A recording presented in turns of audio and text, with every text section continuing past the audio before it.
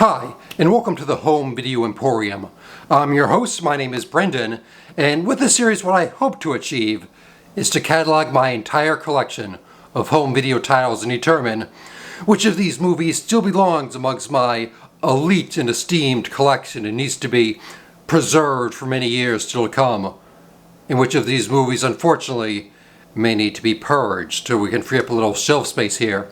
I have unfortunately run out of room on my video shelves. I'm still looking to add titles to the collection still. I'm kind of at that point where first I have to subtract a few before I can add a few.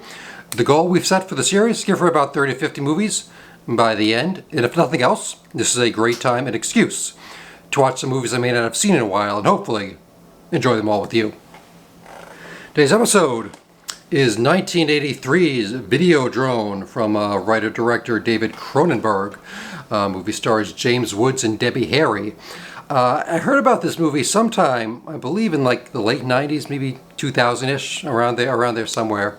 I'd heard it was, kind of another kind of crazy science fiction movie, and I did rent the VHS, which is appropriate because this movie's all about VHS tapes, from my local video store, which is on Metro Electronics in Port Jervis.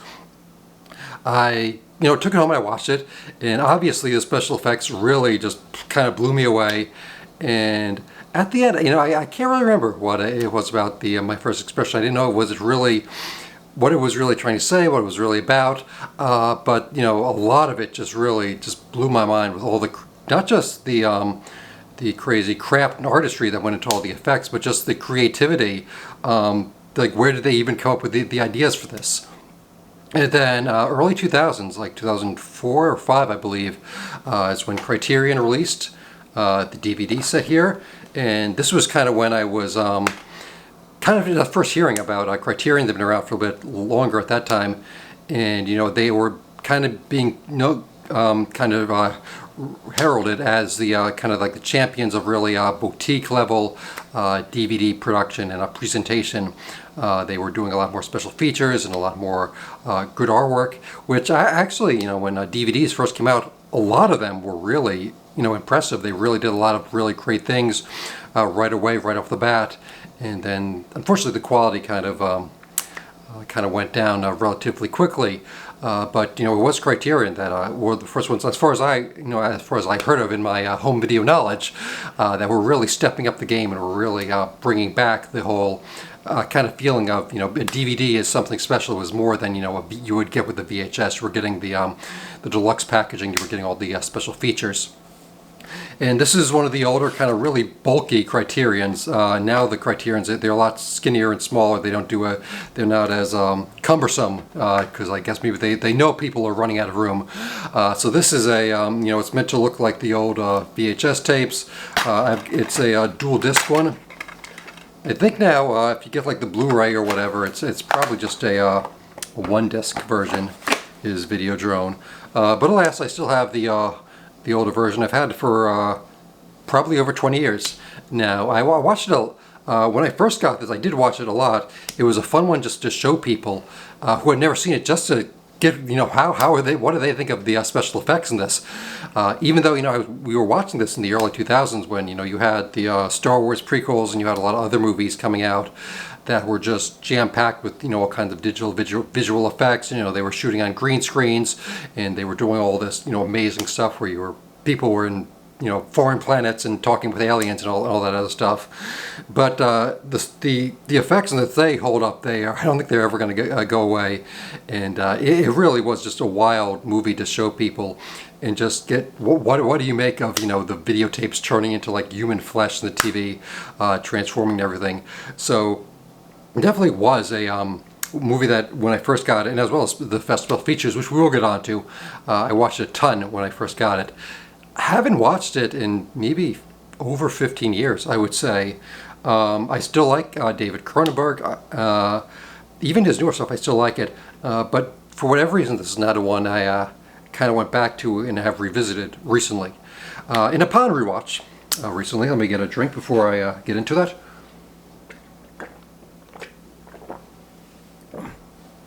Now, I was very curious about how this movie was, how it really holds up. Is it still relevant? Was it even kind of relevant then? And obviously it was made in 1983. Filming was in 1982. This was when the home video market, DVDs and VHSs, were really coming into people's homes.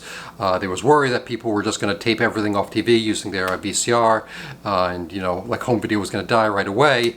And obviously, I think the home video market did initially change the way people viewed movies and stuff. You could get the full uncut, kind of uncensored version just on a tape. You didn't have to watch a chopped up edited version on TV or anything. And so watching this again, that I haven't done in quite a while, and I am amazed at just how sleazy James Woods is as Max Wren. He is just unapologetically sleazy. Woods 100% plays him that way. He does not going out of his way to make him sympathetic. He's not written as sympathetic at all. Cronenberg never really has any attention to make him kind of likable. And the talk show he's on with Nikki, Debbie Harry's character, when he just starts just hitting on her right in the middle of the show, he's he earns it. He earns his creep factor. He definitely does. And it is weird that just to go off on the tangent here, that first he goes from unlikable, and then when he kind of becomes more of a dynamic character, when he's kind of at the end, he's not really doing it on his own.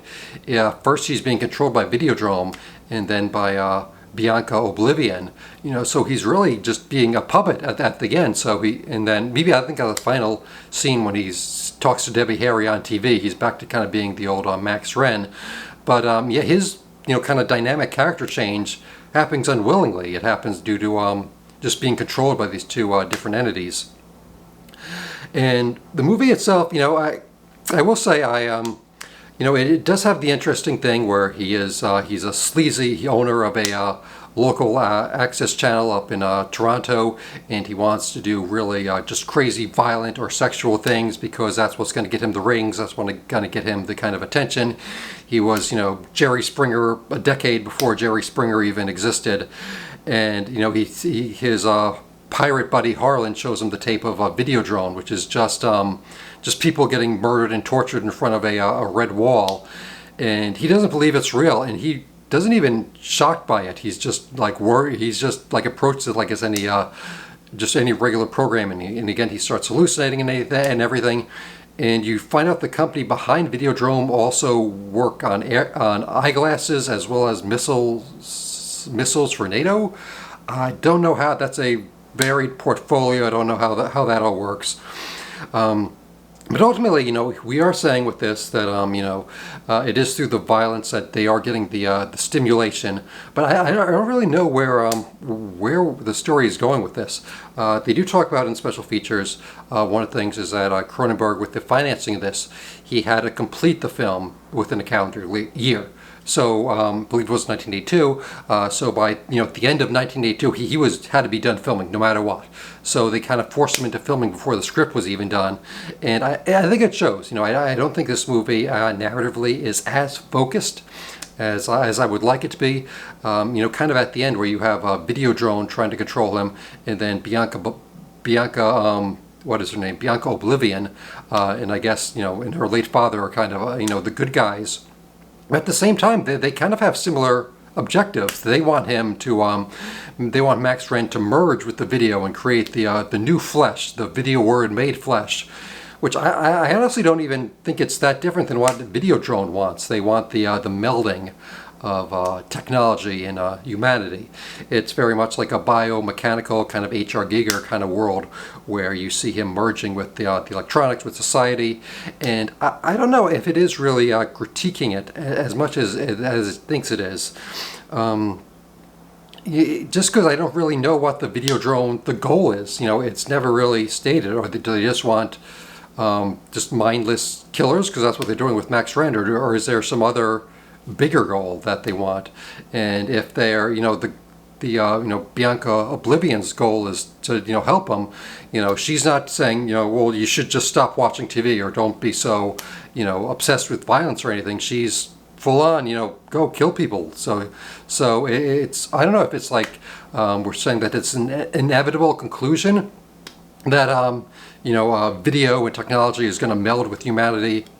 and it's going to affect our lives in ways we can't imagine, and we just kind of have to deal with it. But that is a little bit interesting. So narratively, I don't think it's as effective as it could have been. Some of the characters, even Debbie Harry as Nikki, she's an interesting character. You're not really that interested in her. It's mainly Julie Kavner's character, I believe is the name, as Bridie, the secretary. She's like the likable character in this. She's really the only one that you kind of form any kind of attachment to, and they really don't do anything with her. She just kind of goes away at a moment. But really, the reason to watch this movie, if you haven't seen it, and again, it is it's a pretty intense, extreme movie.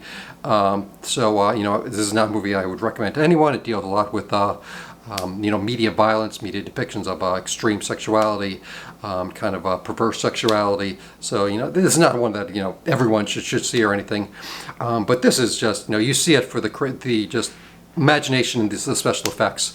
Cronenberg, working with Rick Baker and his team, created something crazy and just completely unique and original. And for that, I think it stands out as a piece of art. I kind of have the similar feeling to something like Blade Runner, where they have these tremendous artistic accomplishments, but the story-wise is just a little bit hollow. I don't think it's a bad movie due to the somewhat narrative flaws.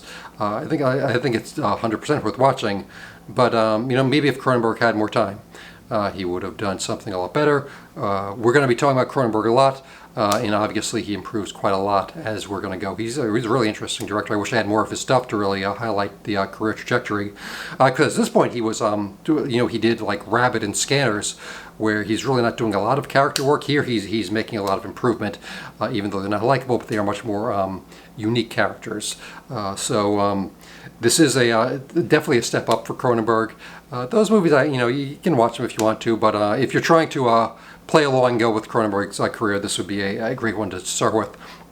So as I had alluded to earlier, this is a Criterion, and one of the special features, they talk a lot with Cronenberg about the writing process. He talks about what I just said about how he only had to finish the film in a calendar year, so as a result they had to kind of rush it, and this is a heck of a movie to rush with, because Rick Baker and his team, he was working with different departments to make the amazing special effects, and they talk a lot about all the different things they were under. Baker was basically working with a bunch of people who were all in their early 20s.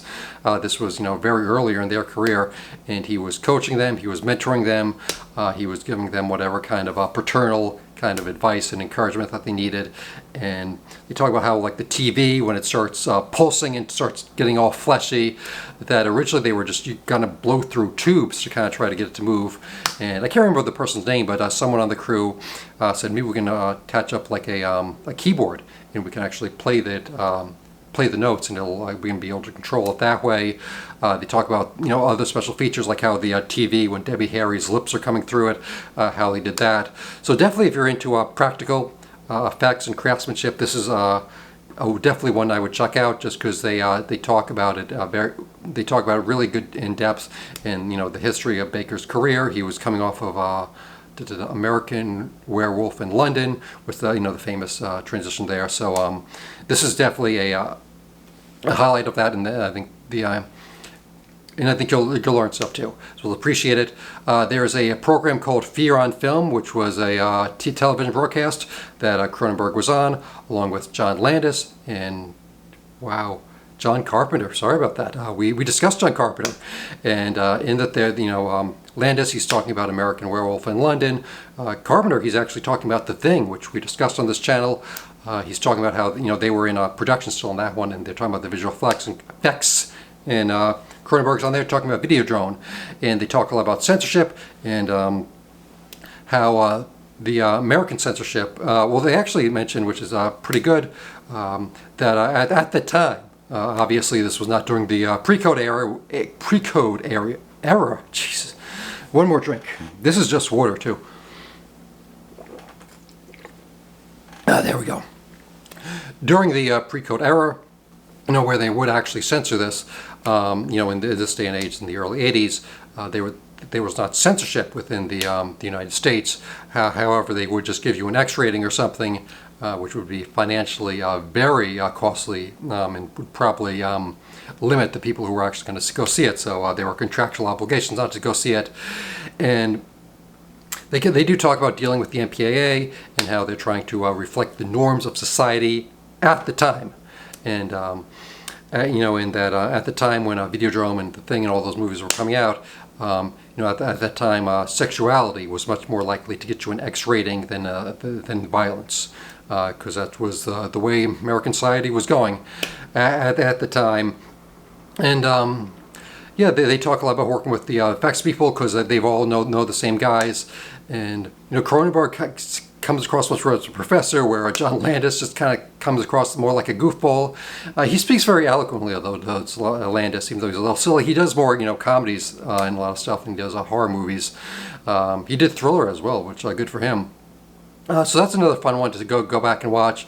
There's a lot of like photos and still photos of some of the makeup tests, which is really good. And anything else? There's some trailers and stuff like that.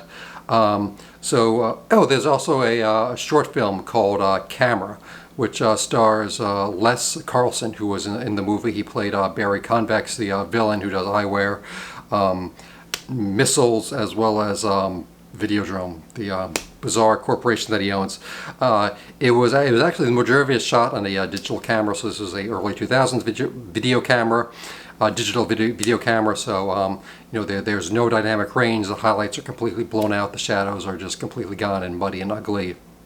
And it's about children building a 35mm Panavision camera, putting it on a dolly, and shooting a scene. So it's going from video to digital. You know, I guess it's just Cronenberg saying, talking about the evolution of technology within the film industry. We're going from digital to film, and maybe just wondering where everything was going to go. Is it going to go, you know, is digital going to be the future, or, you know, are we going to stay with film? So that's only like 3 or 4 minutes. It's a fun little thing. So definitely Videodrome here. It's a unique movie. It may not be for everyone, but if you are into kind of intense and creative visual effects and stuff, it's definitely one to check out. Even though, yeah, I don't know. Maybe you'll all get something out of it. You know, there is stuff to glean. There is Harlan, his pirate, talks about how Videodrome is going to make North America tough because the rest of the world is getting tough. I'm not really sure what that is in Videodrome. I guess through the ability to control the violence and make people become assassins, it's going to do that. So story-wise, it is a little muddy. But for mood, for visual effects, and you know, in the performances, I hope I wasn't too cruel on James Woods and Debbie Harry. I believe this is her first movie. You know, I think they do the best they can with what they're given, and you still don't watch them. You know, you're never like, oh, more this sleazy guy. You know, he's compelling enough that you watch him for. This is like 90 minutes, so he's you can watch James Woods be sleazy for 90 minutes and enjoy it quite well. So that'll wrap us up on Videodrome. This is our first in the David Cronenberg series. In my opinion, it only gets better from here. So, Videodrome, have you seen it? Have you not seen it? What do you think about this one? And what are some of your other David Cronenberg movies that you like? We're going to talk about a lot more here. So, until next time, be kind and rewind to each other, or else your video cassette will turn into flesh like this one. And remember, it's not a true home without home video. Thank you. Goodbye.